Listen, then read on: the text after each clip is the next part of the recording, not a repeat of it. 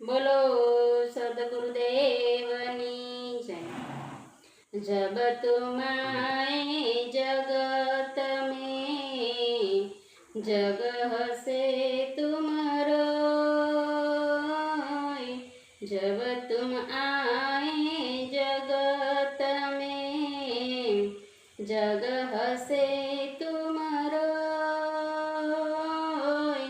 ऐसी करनी कर चलो, तुम हंसो जग रोय कबीरा, तुम हंसो जग रोय। कबीर कहे छे कि जब तुम आए जग में, जग हसे तुम रोय। જ્યારે પણ તારો જન્મ થયો ત્યારે જગત હસતું હતું અને તું રડતો હતો, પણ એસી કરણી કર ચલો જગ રોએ તુમ હસ્યો, એટલે કે તું તારું કર્મ એવું કર કે જગતને રડવું આવે અને તને હસવું આવે।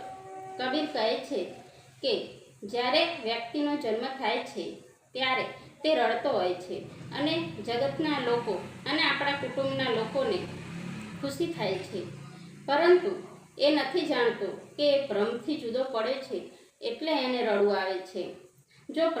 પરંતુ તે એના જીવન પર્યંત જો ભ્રમને મેળવવાનો પ્રયત્ન કરે અને જીવ ભ્રમની સાથે મળી જાય તો જીવને પછી રડવું નથી આવતું, તે કાયમના માટે હસતો રહે છે અને જ્યારે એનું મૃત્યુ નજીક આવે છે ત્યારે એને આનંદ થાય છે અને હસવું આવે છે કે મારે ભ્રમની સાથે મળવાનું છે।